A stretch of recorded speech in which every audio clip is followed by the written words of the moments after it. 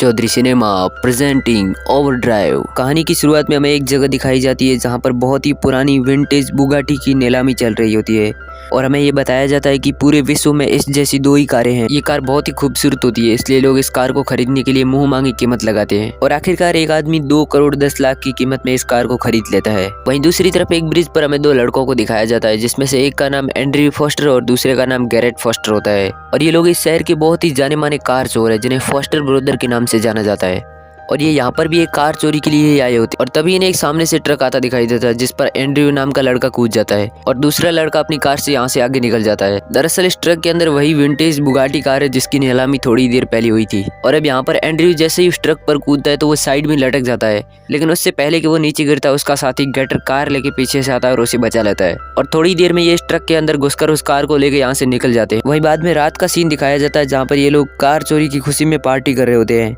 और तभी यहाँ पर एक लड़की आती है जिसका नाम स्टेफनी होता है। दरअसल ये लड़की इन्हीं की टीम मेंबर होती है, लेकिन एंड्रयू अपने चोरी के प्लान्स में इस लड़की को शामिल नहीं करता, इसलिए ये यहाँ पर काफी गुस्सा हो जाती है। अब यहाँ से ये लोग इस बुगाटी को लेकर एक आदमी के पास जाते हैं जिसे ये कार देकर उसके बदले में पैसे लेंगे, लेकिन ये आदमी इन्हें धोखा देता है, कार तो ले लेता है लेकिन पैसे नहीं देता। इसी कारण इन लोगों में यहाँ पर एक फाइट होती है, लेकिन तभी यहाँ पर कुछ लोग हमला कर देते हैं और ये वही लोग हैं जो बुगाटी कार के असली मालिक है जिन्होंने नीलामी में ये कार खरीदी थी। और अगले सीन में हमें एक आदमी को दिखाया जाता है जिसके सामने एंड्रयू और गैरेट दोनों को बांधा गया है। दरअसल यही है बुगाटी का असली मालिक और इसी के कहने पर उसके आदमी ने नीलामी से वो कार खरीदी थी और ये शहर का बहुत बड़ा माफिया डॉन होता है। ये डॉन कारों का बहुत शौकीन होता है और ये इन लोगों को अपना गैराज भी दिखाता है जिसमें एक से एक लग्जरियस कार होती है। अब यहाँ फॉस्टर ब्रदर्स इससे छुटकारा पाने के लिए इससे माफी भी मांगते हैं और कहते हैं कि हमें पता नहीं था कि ये कार आपकी है, हमें सिर्फ इतना पता था कि इस कार की नीलामी होने वाली है। लेकिन ये डॉन इन्हें माफ नहीं करता, इनको मारने वाला होता है कि गैरेट बोलता है कि आप हमें माफ कर दो, इसके बदले में हम इस शहर के सबसे बड़े डॉन मैक्स क्लेम की कार चोरी करके आपको देंगे और इस बात पर वो डॉन मान जाता है और इन्हें छोड़ देता है।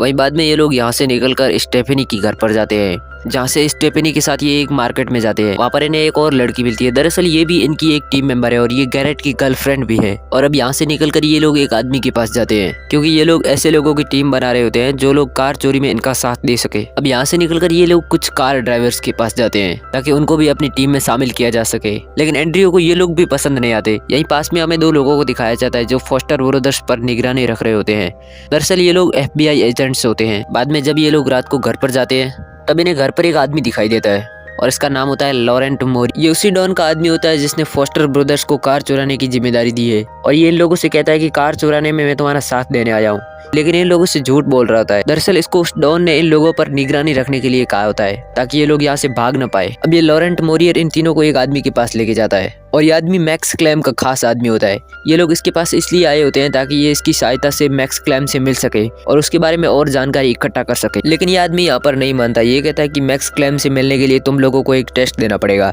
जिसमें ये इन लोगों को अगले दिन एक एयरपोर्ट पर लेके जाता है और एक टेक ऑफ होते हुए प्लेन को दिखाता है और कहता है कि अगर तुम लोग इस प्लेन को रोक दोगे तो मैं तुम्हें मैक्स क्लेम से मिलवा दूं। लेकिन उससे पहले कि ये प्लेन टेक ऑफ करता, एंड्रयू और गैरेट दोनों बहुत मुश्किल से इस प्लेन को रोकवा देते हैं। बाद में वो आदमी इन लोगों को लेकर मैक्स क्लेम के घर पर जाता है